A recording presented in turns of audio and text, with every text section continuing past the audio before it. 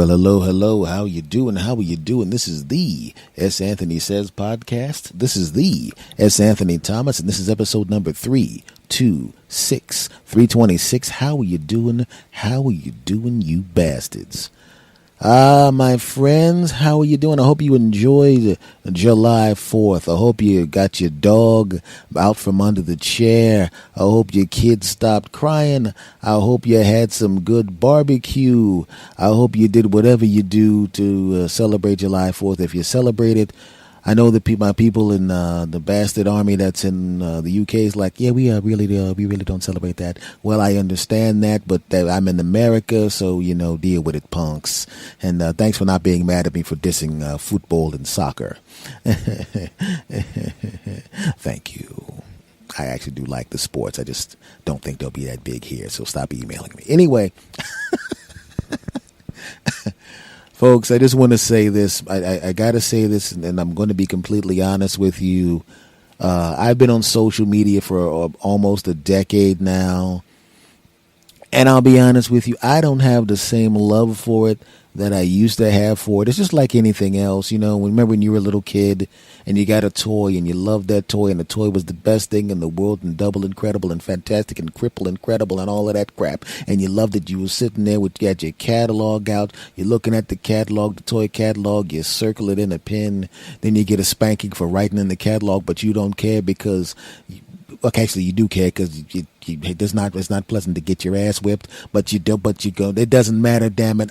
7 months from now, that toy is going to be mine, and I don't care, And then the time goes by, and you're sitting there, you're looking at it, you're looking at the ink spot, and all of a sudden you notice that page with the toy that you wanted, it starts to fade because you're sitting there all day under the window looking at that toy or that video game that you wanted when you were a kid. The sun starts to bake that page down. It's the one page that is kind of worn down because the sun has been beating it. And of course you flip the catalog and it falls onto the floor and it goes to the underwear page, and you realize that those pages are also been faded.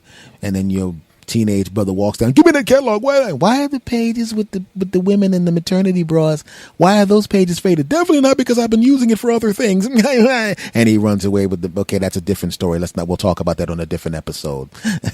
Your brother looked at the maternity bras and felt himself up. Okay, that's what was happening. I'm back to my story.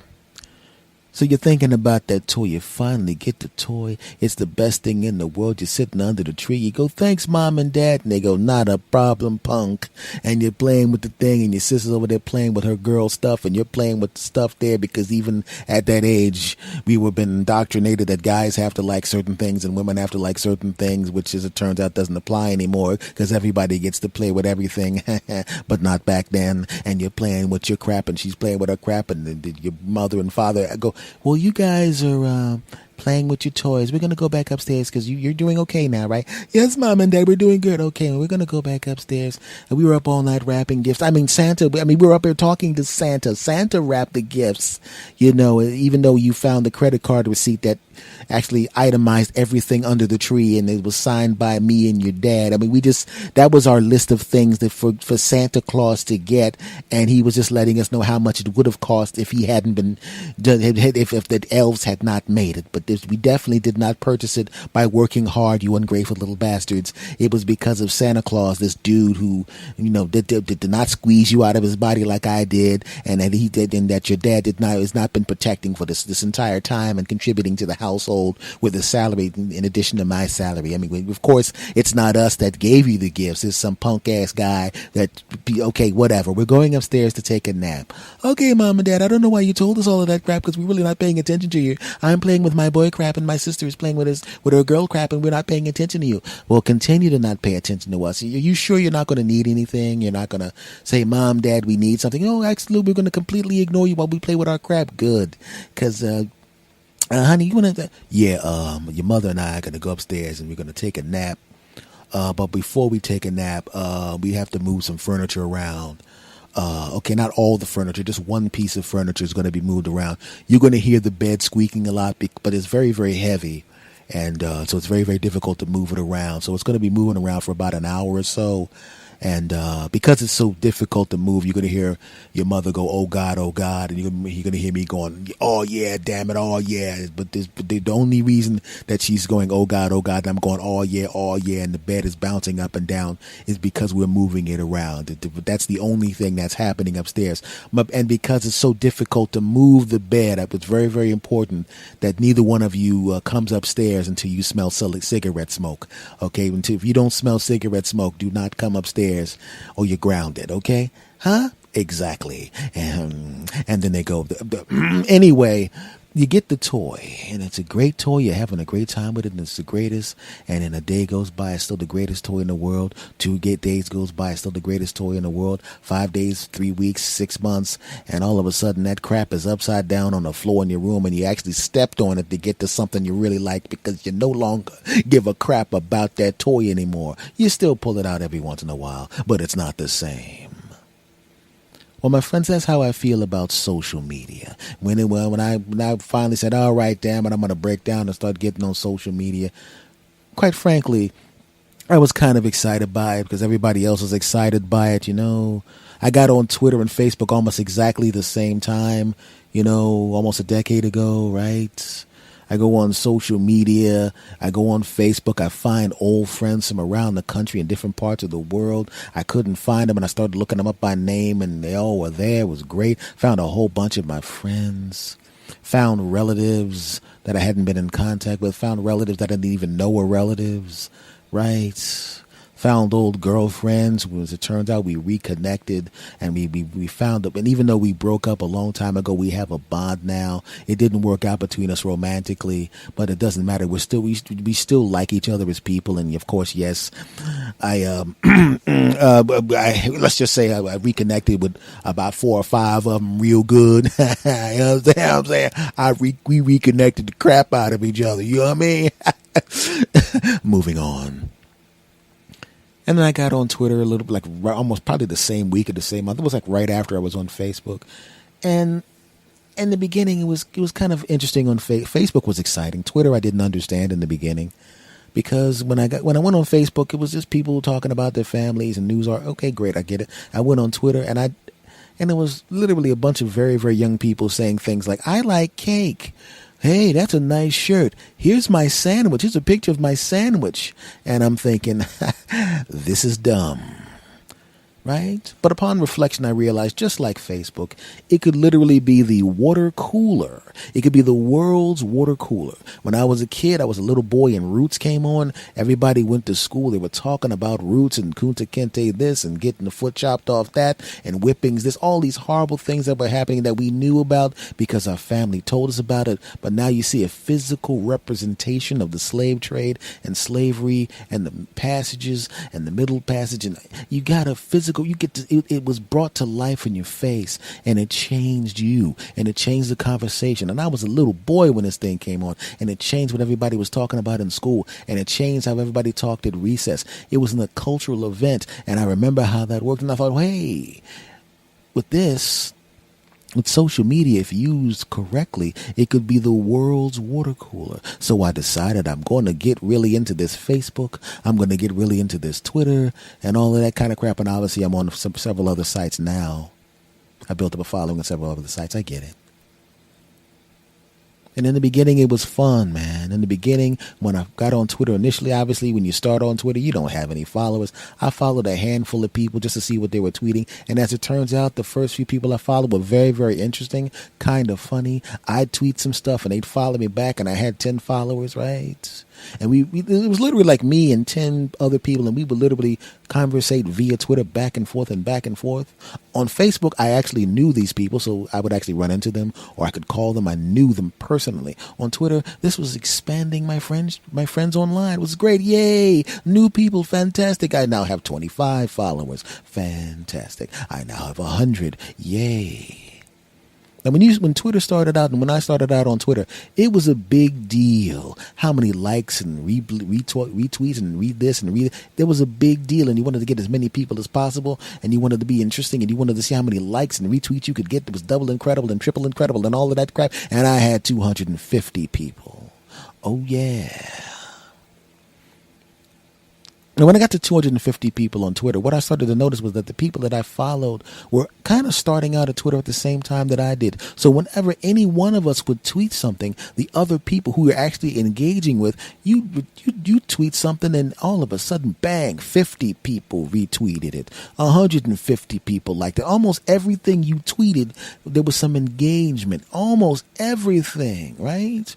Even if you just tweeted out a random thought, man, pizza's good. 75 retweets, 150 likes. Whoa! You tweet a joke that was actually a very, very good joke. A joke good enough to go into your act, and you're probably going, damn, I should have put that in the act. Real good. 450 retweets, 700 likes. Whoa! You weren't even trying. You only have 250 followers. How's that happening? I don't know. Oh my.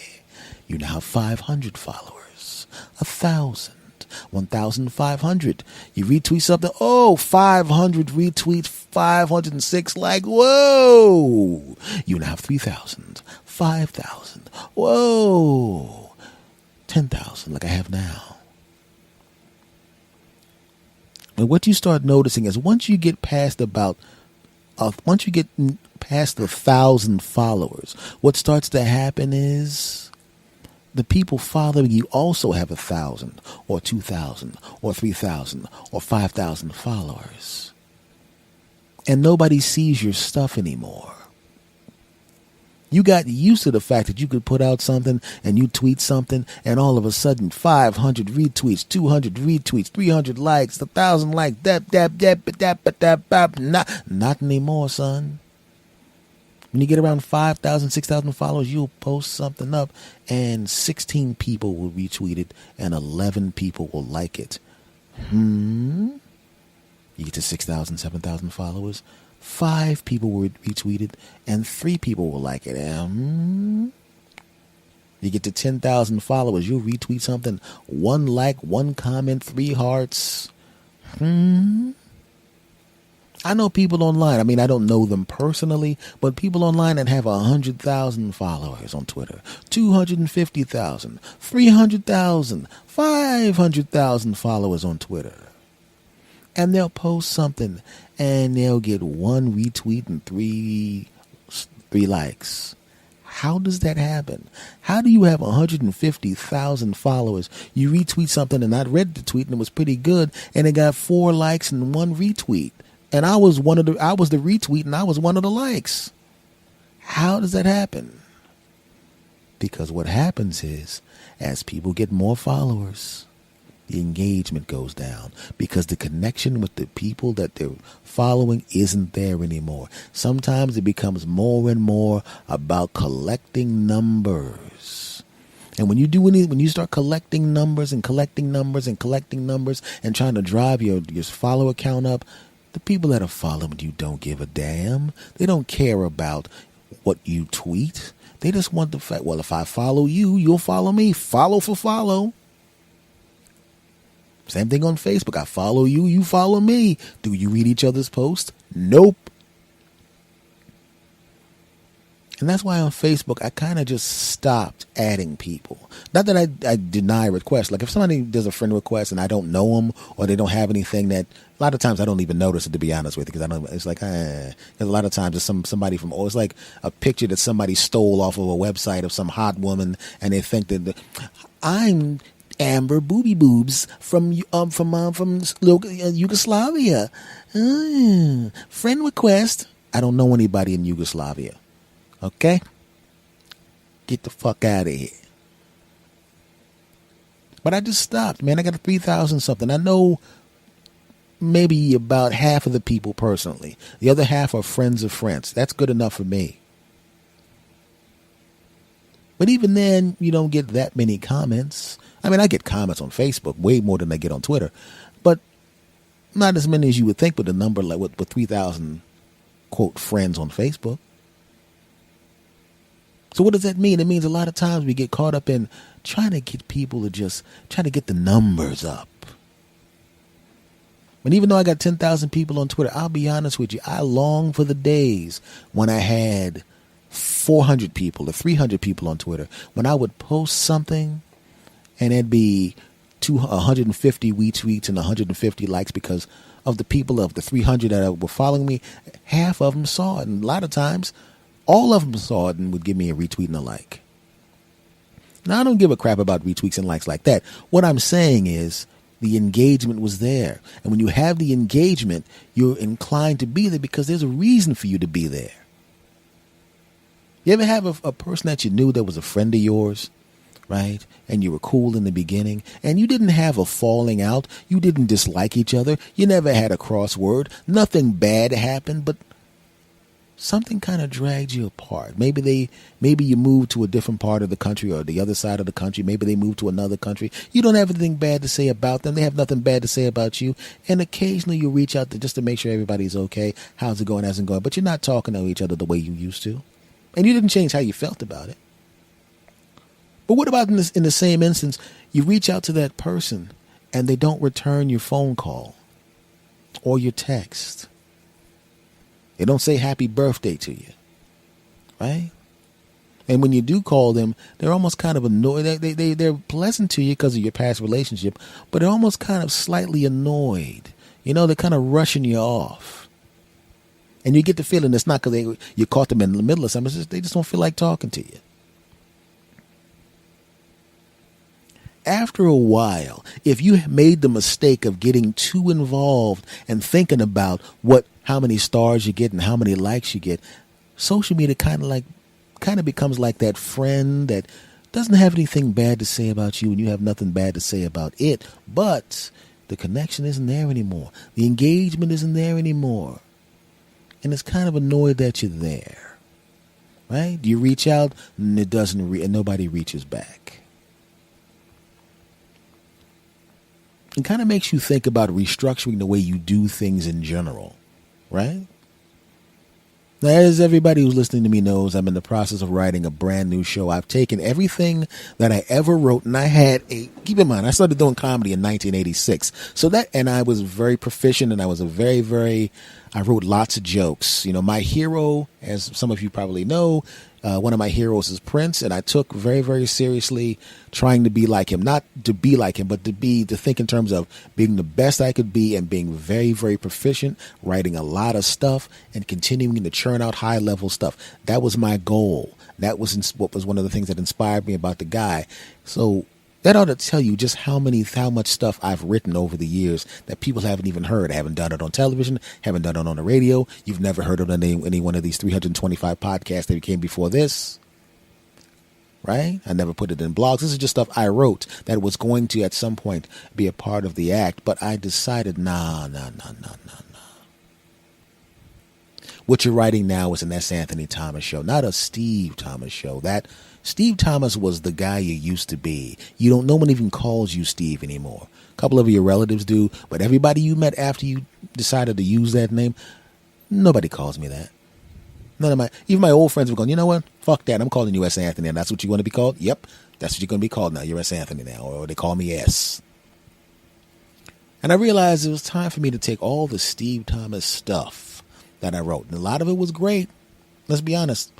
Most of that shit was great. Yeah, I said it. Shut up. You didn't read it. And I said, no, man, I'm going to put that in the vault and let that sit there. I want to write a stone cold S. Anthony Thomas set. No Steve Thomas stuff. Now, maybe I'll do it like Prince did. You write some stuff that you're proud of, but it's not fitting what you're doing right now. Throw it in the vault, and every once in a while you go back in there, check out a couple of beats, check out a couple of guitar solos and a couple of bass lines, see if there's anything in there that's cool that might inspire you, and then I'll pull out some Steve Thomas stuff and I'll give it the S. Anthony treatment. That's probably what's going to happen. But for right now, no Steve Thomas material because I'm not that guy anymore. And why do I say that? I say that because I realize that I've been spending way too much time reaching out on social media without getting the benefits back that I thought I would. Now, I'm going to stay on social media, but I realize that I have to put social media and this podcast in context. Now, as far as importance to me, stand-up comedy is my wife. Right? Not just any wife. If you're lucky to be in a relationship where you got a woman or a man that's in your life that is just awesome, you love them, you can't get enough of them, you would love them. It's like having a best friend that that you can't get enough of. You love talking to them. They get you. You get them. Their weaknesses, you don't even give a crap about them. Their strengths, you love. They support you. Everything's great about them. And also you jump on top of each other and demolish each other in the bedroom. That kind of marriage. That's the kind of wife stand-up comedy has been to me. The podcast, and I love this podcast. This podcast is my drinking buddies, my friends, the friends I grew. Like you ever make new friends. You've known them for coincidentally, like this podcast is going to be 5 years in October. You've known them for 4 or 5 years. You love being around them. You get to see them. You hang out with them. You go to the bar a couple times a week with them. Maybe you go to the park and you shoot a little hoop with them. You go to the gym with them, that kind of thing. They're great guys. You've known them for 5 years. And you love them. You legitimately do. But they're not the wife. They're the friends. They're important to you. They're going to be a part of your life permanently. You know that. But they're not the wife. They're the friends. So using that scale, what would social media be? If stand-up comedy is the wife that you love and you can't get enough of, and she's beautiful and double incredible and quadruple incredible and double delicious and quadruple delicious and all of that crap, you can't get enough of the greatest and incredible. You're happy when you walk in the house and you see one of her socks balled up on the floor. Normally you can't stand the fact that somebody's sock balled up on the floor would drive you nuts, but it was on her sweet foot, right? You walk into the room and her coat's on the back of the chair, and you normally can't stand anything on the back of the chair. If you walked into the house and one of your friends' coat was on the back of the chair, you'd be like, man, get that shit off my chair. But it's because it was on her sweet shoulders. You don't give a damn about that coat being there because that's your woman. Normally, you don't want somebody leaving a plate in the sink that had cake in it and it's got a fork on it and cake crumbs in it, and you almost want to pick that fork up and put it in your mouth because it was in her mouth, and then you're picking it. You know what? I know this is weird, but she's not here. You pick the fork up, you put it in her mouth, and said, you know what? This fork tastes extra good because it has chocolate cake remnants on it, and I'm sure she had that cake. It is great. Then you find out that her damn brother had the thing and the cake, and then you go in the bathroom and gargle because you got brother-in-law spit in your mouth. Back to the story. Right? But that's how incredible she is. That's the wife. The friends of this podcast. What is social media? Social media used to be the drinking buddies. When I started, stand-up comedy was the wife who was incredible. I just talked about how incredible she was, and double incredible and quadruple incredible and double delicious and all of that crap. And social media was the drinking buddies. But as I've already said, man, you've reached out. If you reach out to a drinking buddy, a good friend of yours, and he doesn't return phone calls, he doesn't want to hang out with you as much anymore, he's pleasant when you run into him, but you don't get to hang out. He kind of moves down a little bit, doesn't he? This podcast has rocketed right past social media, and the social media has been pushed down. All of it. Instagram, Facebook, Twitter, anything that I'm on. I still like it. I still dig it, but it was pushed down. It used to be the drinking buddy, but now it's the pleasant neighbor. Right? Now, if you have a pleasant neighbor, they're not as important to you as your drinking buddies. Of course not. You don't hang out with your neighbor. Every once in a while, you'll be on the porch sitting there drinking a glass of wonderful iced tea. Yes, you will. Iced tea. Oh, cold, refreshing iced tea on a summer day. And you'll be reading the newspaper. And then he'll come out and he'll be doing the same thing. You go, hey, buddy, you're drinking cold, refreshing iced tea? And he goes, as a matter of fact, I am. And he has a newspaper. And you have a newspaper. And he has cold, refreshing iced tea. Ha ha. And you've got cold, refreshing iced tea. Ho, ho, ho, ho. And you get into a little bit of a discussion about what's in the newspaper. But then eventually the discussion kind of dries up a little bit. And one of you has to have the courage to go, oh, let me finish this article right here. And the other person goes, oh, okay, great. Because you only wanted to talk to each other for about 5 minutes. That's enough to talk about how much you love the president or don't like the president. How about that game? You're done. And you just sit there, and every once in a while you glance at the other like, haha, you give you a little point to each other to acknowledge that the other person's still there. And you go, please don't talk to me. I just wanted the point to be nice. You go back to your paper. That's what social media has become to me now. It's the pleasant neighbor. right? The pleasant neighbor has a use, right? Every once in a while, you may need to borrow a lawnmower. Every once in a while, he may need to borrow a lawnmower. Every once in a while, hey, I'm going to the store. You need something? Yeah, give me a loaf of bread. Thanks a lot. But you don't necessarily have to have them in your house. Why? Their house looks just like your house. They're your neighbor, damn it. What the hell they want to go into your house for? You watch the fights in your house. He watches the fights in their house, in his house. You talk about it. Everything's great. They're pleasant. You see each other all the time, but you don't spend a lot of time with the neighbor. And social media has now been relegated to the pleasant neighbor that I see all the time, but I don't necessarily have to join in all the time. I like social media, but I'm not going to be on it as much because it doesn't give me the benefits that it used to. It used to be, like I said, in the number 2 spot. Now it's in number 3 and descending. I need to spend as much time with the wife, not the friends, and not as much time, definitely, with the pleasant neighbor.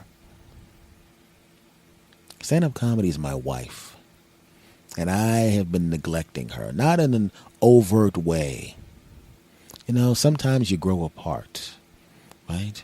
You ever seen a relationship where people are together, they're happy, and everything's great, and some kind of weirdness happens where this person's working in this city and this person's working in that city. They don't have any kids, right? They don't divorce each other. They don't date anybody else, but they basically become kind of people that run across each other every once in a while, right? Right? They don't even jump on top of each other. I mean, they do every once in a while when they really, really need it, but they don't, right? And they don't want to jump on top of anybody else because they don't want to break the marriage, but you're just kind of there. They still got the ring on, but you don't talk to each other for a few weeks at a time. You're kind of around each other, but, you're not unhappy, but you're not happy. You just kind of lost that connection. And that's what my wife stand-up and I have been like. We coexisted. Every once in a while, I'd jump on the stage and do my old act. I already knew that it'd work because I've been doing it. I wrote that act, and, it is what it is. Right? And I jump on stage, it'd be great. But I never went after it. I mean, the places I was going on stage were like a little coffee house. Every once in a while, somebody that I knew from back in the day was doing a show. They'd call me up, hey, Stu, hey, come on, man. And I'd walk on stage and I'd do my little 10 minutes every once in a while. Oh, man, you still got it, man. You going to come back in? I'll do it. So I never broke up, but we never got divorced, but we just kind of grew apart a little bit. And every once in a while, we'd check in on each other. But I started thinking, this is the love of my life, man. I'm about to turn 50 years old in October, the end of October. And I'm getting in better and better health. So I'm probably going to have 30, 40 years left. And if I got 30, 40 years left, shouldn't you, if you have the opportunity to spend that 30 or 40 years with the love of your life, shouldn't you spend as much time with the love of your life as you can? Right? You already wasted enough time not being with the love of your life. Your love of your life has been around you, and every once in a while you'd walk in and say hi, but you haven't done what you were supposed to do. Sometimes when you're married, and I'm not married, I've lived with women, but I'm not married, but I'm married to stand up. We got married in January of 1986 when I was 17 years old. She's never failed me. I've failed her. I'm not going to fail her again. We're going to start dating again sometime late this year. We're going to renew our vows on January of 2019, which will be my 33rd anniversary with her, with this wonderful woman called Standup Comedy. And once we renew our vows again, we'll never be apart again. Ever. That's a promise to myself and to my wife, Stand-Up. So, you may say, well, you kept talking on social media about how much you'd want to get a Netflix comedy special and how much you'd like to get a Netflix series. What about, and keep in mind, Netflix doesn't know I exist except as a customer. But say for the sake of argument, I get back out there, my wife and I get back out there, my wife's Stand-Up Comedy. I'm not married to a person, if you understand what I'm saying, if you're following. My wife from Stand-Up and I get back out there and we do what we were doing back in the day and everything's great. I'm back at full strength. The marriage is solidified. and we're out there doing what we do. And Netflix sees what I'm capable of doing and what she's capable, my wife stand-up, when we're together as a couple, what we're capable of creating. And they go, oh, that's special. That guy and his wife stand-up comedy are incredible. I want them on my streaming service. I need it. I'm going to give him a special. S. Anthony rules or whatever the hell I decide to call it. And it goes on Netflix, and the Netflix special starring me and my wife stand-up comedy goes ape shit crazy. Pulls down the kind of numbers that people are writing about in Variety magazine. People, and all of a sudden I'm the hottest thing. My wife stand-up comedy and I were the hottest, the greatest, the double incredible and quadruple incredible and quintuple incredible and all of that crap. And every time you go into Netflix, it says trending. And my special with me and my wife stand-up comedy, we're right at the top of that all the time. Trending. Here we are. Check it out. Here we are. Hot. Check it out. Here we are. All of a sudden, they start advertising it, and everything's great. And it's double and treble and quadruple incredible and all of that crap. And they go, man, this guy's bringing down such gigantic numbers with his wife stand-up comedy. We got to give this guy a television series. We got to build a television series around that guy. But it's going to star him.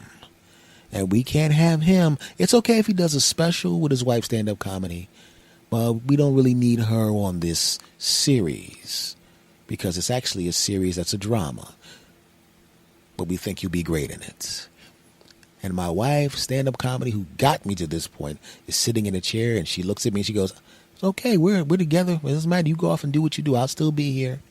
And I do this series. S. Anthony beats up people at the end of every episode because he's a tough cop and he whoops people's asses. In the beginning of the show, he gets his ass whooped, but he comes back and whoops the person's ass. Season 1, S. Anthony whoops people's asses in Act 4, Season 1. Oh, yeah. And this thing goes as crazy as the special that I had with my wife stand-up comedy. It goes double and triple, quadruple incredible, and double incredible, and quintuple, and quadruple, and octuple, and double incredible. And everybody loves it, and it's the best thing in the world. And I'm huge, and I'm getting them Chappelle rock deals. Okay, your show's so incredible. We want you to do 5 specials and 2 series. We'll give you $100 million for 10 years. That's right, punk. Sign it. Now, a lot of times what will happen is when the person moves on to that other thing, they get the TV special and the movies and all of that crap. What happens is, what do? They look at their wife's stand-up comedy and go, well, I got quadruple and double, quadruple incredible, quadruple and quintuple incredible TV series right now. You know what I mean? I don't necessarily even need to do stand-up comedy anymore.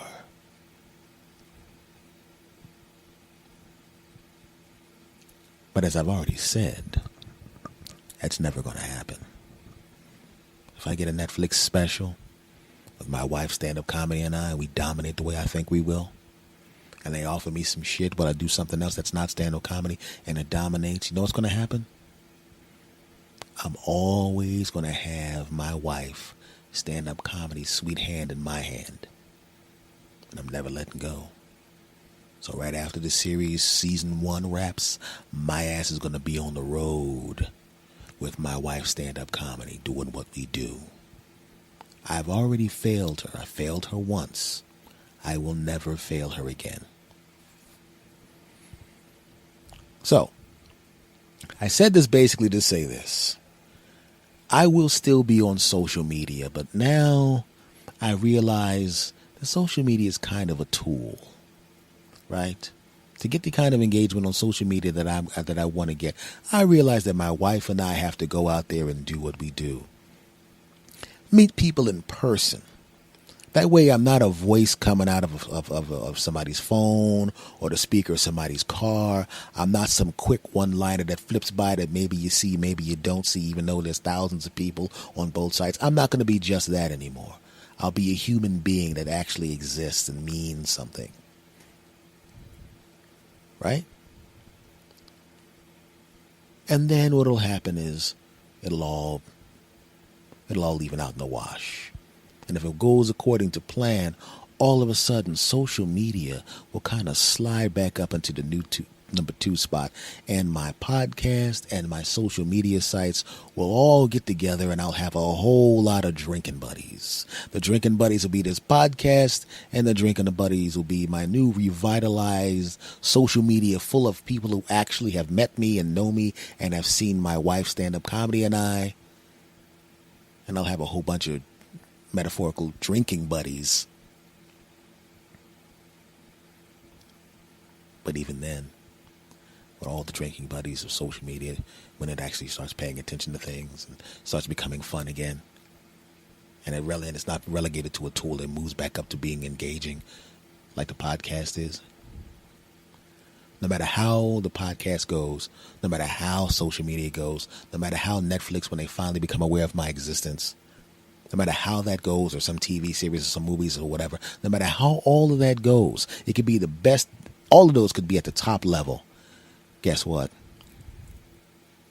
It's still not the wife.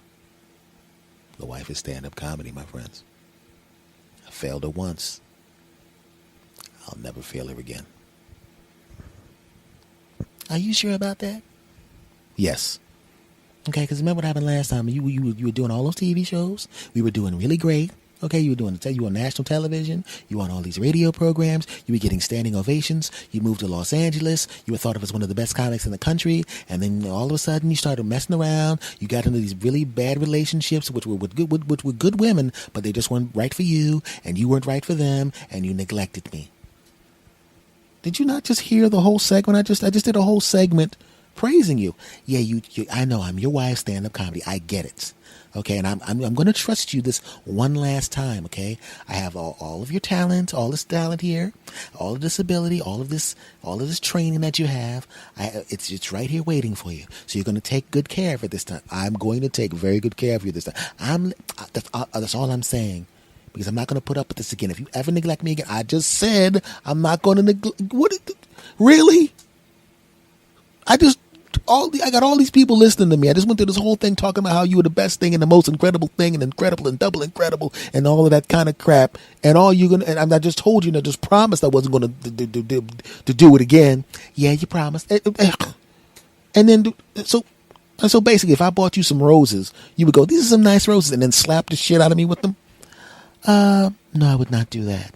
Okay, great. I would take the thorns off first and then take one rose and slap the shit out of you because I like the roses. Wow. Look. Stand up. Let's not fight anymore. You know I love you. You got a nice ass. I know. And you know, it was a joke. I didn't really want me to objectify you like that. I don't really exist. I'm just a concept, so it doesn't really matter if you talk about my ass. What about my tits? Don't say tits. The new act is probably gonna be clean. No, it's not. Yeah, it's pretty true. I'm going to have a couple of F-bombs in there. Anyway, but what I'm saying is, listen, I promised you I won't betray you again. It's going to be great. We're going to have a great time together. We're going to be together. You know, even when I go off and do these other things, you will always be on my mind, like that country song. You're always on my mind. You are always on my mind.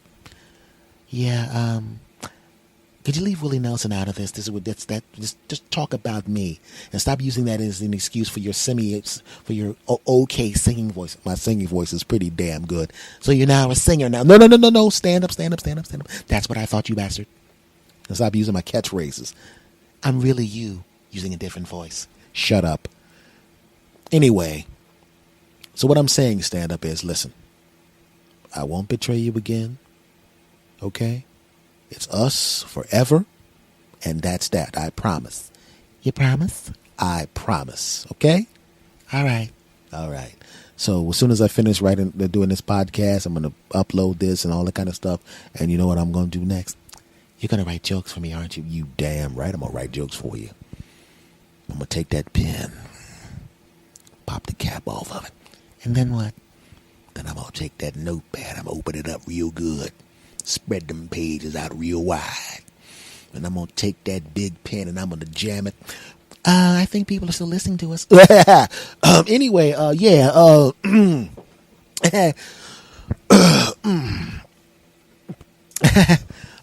was just, this is kind of getting a little embarrassing here. Everybody, you really didn't need to hear that. I'm going to change the subject because I did, Anyway, I had a car trouble today. Yes, please move off the subject. I'm trying to move off the subject. Could you just leave the room? I'm going to do one last little piece before I end the podcast. I've already embarrassed myself already.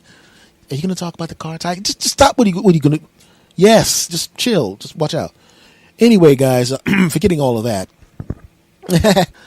I bought a car tire today because I had no choice. I was driving through my hometown of Philadelphia, and how can I put this politely? There's too many potholes. So I'm driving. I didn't even see the pothole. You know those potholes that are big? You can see them. You can drive around them. You can maneuver your tires so you don't hit the pothole. You can stop or, you can do. This is one of those potholes that was kind of flat to the ground. So you can't see it until you're right up on it. And of course, it's lined up perfectly to hit everyone's tire. Right? Unfortunately for me, there was no car in front of me to hit it so I can go, ha, loser, and then drive around the pothole. Because I was the one that hit the pothole while the person behind me was going, ha, loser, and they drove around the pothole.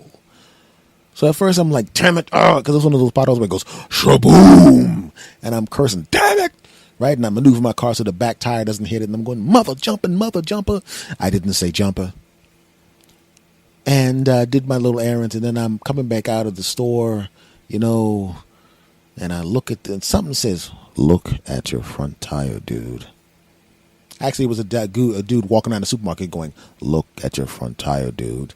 And I went, oh, thanks a lot, man. I looked at my front tire, and I could see it was messed up.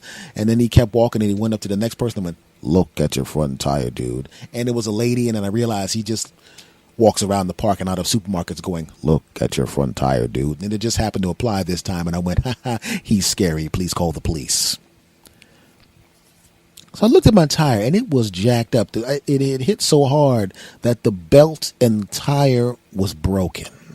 So I'm going, oh, man, I got to get to the tire place.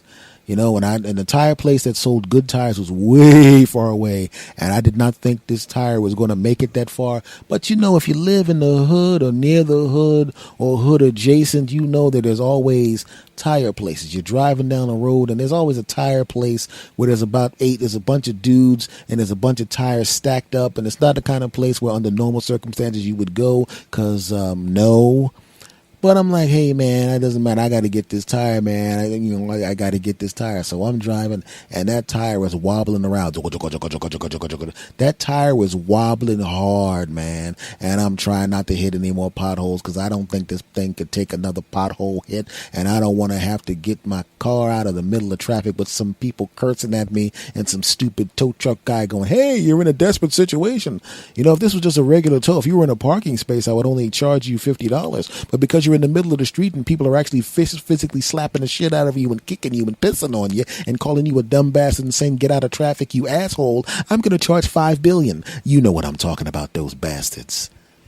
So I drive to the tire place, and I'll be honest with you, almost every tire place you ever go to, if it's not one of the standard tire places that are national tire places, or even if they're standalone tire places that are run well, this is one of those tire places where you kind of get the feeling that someplace else, this place is a franchise where there's the other place where this place sells the tires and the other place sells the cars that got stolen, that the tires were ripped off of. I don't know if that's the case. Moving on. So I pull up to the place, and I'm telling you, I'm a brother. I'm not a straight up street brother, but I knew the street brothers, right? How much do I know? Do I know the street brothers? I know the street brothers well enough to know that when I would walk down the street, one of the street brothers grabbed me, spun me around, pulled his fist back to punch me in the face and said, oh, shit. What's up, S? Hey, man, sorry about that. I didn't recognize you, man. You cool? Go ahead, man. That's how much I know him. You dig? Right? So I'm used to these brothers, man. I've seen people stomped. I've seen people get their asses whooped. I've had my ass whooped. I've whooped people's asses. I'm not a hard case. I'm not a tough guy, but I know what the deal is, and I ain't no punk. I ain't no punk until I pulled into this tire place, and I saw the dudes working at this tire place, and I needed the tire real bad, and I'm telling you, I walked out the car trying to look hard, right? Because I'm telling you right now, as a brother, I just told you what my groove is, and I'm telling you right now, if I was walking down the street and I saw the dudes working at this tire place, I might have walked across the damn street. You're damn right. F y'all, don't judge me. Back to the story. Never judge a book by its cover. So I pull up to the tire place, right? And I'm like, man, I'm not gonna let society put this bull stuff in my mind where I'm gonna feel weird around my own people. I mean, these brothers look like dudes I grew up with. Granted, the dudes I grew up with were the dudes I just explained, who probably would, under norm, when they were younger, would whoop your ass and probably take your wallet. Not all of them, about 10% of them, but this looked like all of the 10%. The other 90% were just regular brothers doing their thing, but 10% of those brothers would whoop your ass. Like the dude that spun me around was going to try to whoop my ass. I'm like, aren't you a little old to be doing this? He's like, sorry, man, I didn't mean it. And I'm like, moving on. And as it turns out, these bastards didn't even have the tire for my car. My car is a Toyota Camry. What kind of place does not have tires for the Toyota Camry? That's like going into an ice cream shop and them going, vanilla? Nope, we don't have it. Come on, you bastards. So now I'm taking my wobbly ass, and they told me how much the tire was going to cost. And I'm going, yeah, that's almost what a new tire would cost. The fuck out of here. I did not say that because they all had tire irons in their hands. They were actually just working with the tire irons. They weren't being threatening with the tire irons, but they have tire irons, and I'm not pressing it.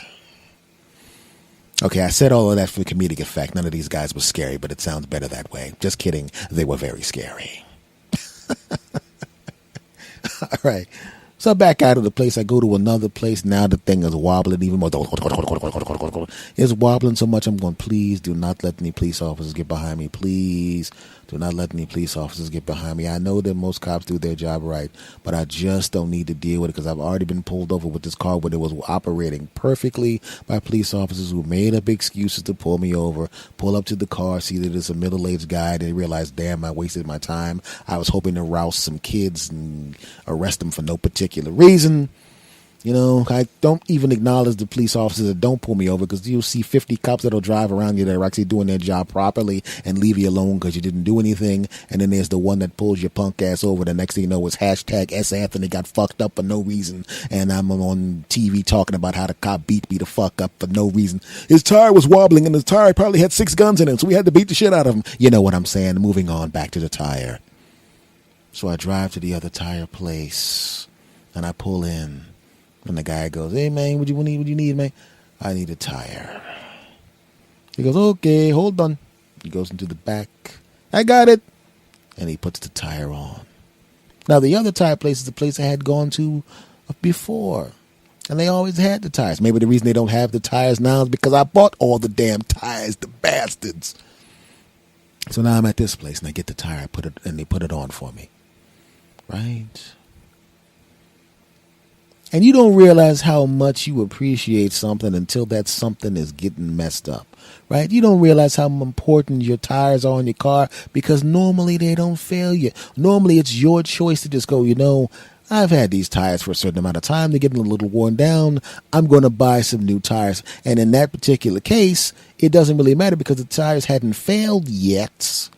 And you changed the tires. So you didn't have the sensation of the tires failing, right?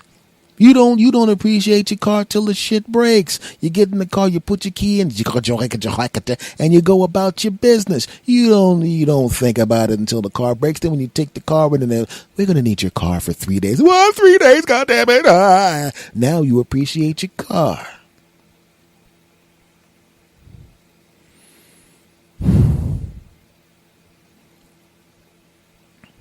I appreciate my car now, and I appreciate the tire. That tire, it was just an hour before, everything was great. I hit the thing in the street, bang, broke the belt in my tire, and I'm driving around like that, and I felt like a douche, and then they put the new tire on, and now I'm driving smooth again. I appreciate my tire. Sometimes you have to let things know you appreciate them. Right? I went a little too far. I hugged my new tire. I said, I love you, tire. I gave it a hug. And then I walked into the house. Well, I was actually walking back toward the house, and the other 3 tires were like, yeah, so I guess if we want to get some love, I guess we have to explode in the street like a bitch, like that tire right there, huh? We're sitting here with our belts intact. We hit potholes all the time, and our belts are intact. But I guess we just have to fail you. Maybe that's how maybe we get a hug that way. And I said to my other 3 tires, I was like, I'm sorry. It's not, I just felt, you're right. You guys have not failed me at all. So I went to my rear driver's side tire and I gave it a hug. And the tire said, thank you. I walked around behind the car and I went to the driver's side back tire and I gave it a hug. And that tire said, thank you. And then I went up to the tire up front, the passenger front tire, and I gave it a hug. And the tire said, thank you. And then I started to walk into the house. And then I heard the engine. Yeah, those tires are doing a real good job. They can't spin without me. You're right. I go open the door, pull the lever, unhook the lid, I open up the thing, and I lift the hood up, and I go and I hug the tire and burn the shit out of myself because the shit was hot. And I said, and then the engine said, sorry about that. I forgot that I was hot. I'm so used to being this temperature that I didn't realize that I'll be burning the shit out of you. And I said, that's all right. That's all right. That's all right. Just want you to know I appreciate you, engine. Great. So I put the hood back down. And I hear, and I go, oh, Jesus Christ. What? It was the seats. And I go, so what's going on? So, nothing for us? I said, okay, great. I go and I hug the passenger side seat. I hug the back seats. And I walk around the front and I hide. I drive the car all the time, so I gave a hug to the driver's seat that I always sit in. And I go, all right, we're good? We're good. I close the door and I head back towards the house. Oh, God, what? It was the doors. Open up the passenger side doors, I hug them. Open the back doors, hug them. Hug the doors, all doors. Thank you. I walk in the house. You forgot one last thing. Is that you, trunk? Yep. You put your groceries in here. I got your spare tire. I'm just saying, you hugged everything else. And unlike the engine, I'm not going to burn you. And the engine goes, fuck you, trunk. And the trunk goes, ha ha, shut up, punk. And I say, hey, no fighting, no fighting, no fighting. This is not the time for that. So I hug the trunk. Thank you. What about me? What? Exhaust pipe. Oh, okay. I said, you know what? You really don't even... So I was going to hug the exhaust pipe, but it's kind of underneath the car. You can't... You know what I mean? It was easy to get to everything else. I said, I would hug the exhaust pipe in the catalytic converter, but I can't really get under there. I can't... She goes, oh, it's all right. I said, oh, you know what? I'm going to do something special for you. So I took my junk out and I banged my exhaust pipe. Needless to say, I burned the crap out of myself again, but I was kind of into it. And then all of a sudden, every other part in the car is like, we want to get banged too. And of course, I just individually banged each and every part of my car. I banged it all, even the engine. By this time, the engine had cooled down so I could bang it. Yes, folks. Because I busted one of my car tires, the belt broke in one of my car tires. I bought a new tire, and I bought a new tire, and I had realized how much my car actually means to me. So much so that I banged my car. So if anybody rides in the car next time, just realize that no matter what part of the car you touch, I have banged it. Maybe I shouldn't have told you guys that because I'm pretty sure I have relatives listening to this and they're going, I was in the car yesterday. And I'm going, I didn't bang the car yesterday. I banged the car today. So when I pick you up tomorrow to take you to your appointments, just realize everything you touch was banged. The only thing I didn't bang was my dash cam. Just kidding. I always bang my dash cam.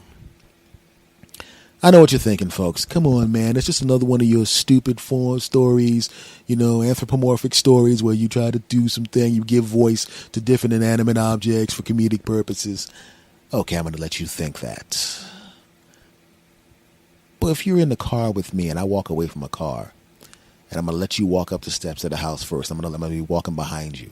I want you to listen very closely, and you can hear my car go, "Hey, you're right. Look at S. Anthony's sweet ass. Maybe we should bang him again. Right, car parts? Right. Because I gave it to those car parts. Every car part got it good. Because I'm not just good at banging women. I'm a car banger, too." This cold medication is making me loopy. Okay, folks. This has been episode number 326 of the S. Anthony Says podcast. I want to thank you guys for coming back. I appreciate you, sick bastards. You are parts officially of the Bastard Army. I want to thank you for being part of it. I'm going to thank you for everything that you do. And I want to let you know, my friends, it's very, very important that you do me a favor. If you like this show, subscribe to it. Tell your friends about it. If there's a place to rate the show, give this show a nice 5-star rating. If you want to contact me, send me declarations of love, please do so at this address. The only email address I have, talktosanthony@gmail.com. TalkToSanthony@gmail.com. This show is everywhere, baby, like oxygen. Stitcher Radio, TuneIn Radio, Spreaker, iHeartRadio, Google Play, Podbean, Spotify, and of course the granddaddy iTunes. I have a YouTube channel. It's called S. Anthony Says, so get your butt over there and subscribe to that and hit the notification button. I'm on Instagram using my name, @S. Anthony Thomas. I'm on Facebook, as I've already stated. Just go in there and search for S. Anthony Says. You'll see a blue check mark indicating that it's actually me. And, of course, I'm on Twitter in 2 places, @S. Anthony Thomas. And the show's Twitter is @S. Anthony Says. Folks, you sick bastards, I want to thank you very, very much for listening to this sick bastard. I love every last one of you bastards. Thank you very much for checking me out. I will talk to you again next week. And now I'm going to say goodbye the way I always say goodbye, and I want you to say it with me. Are you going to say it with me? Of course we are fantastic. Of course we are fantastic. Of course we are fantastic. Of course we are fantastic. On the count of 3, say it with me. 1, 2, 3. S. Anthony out.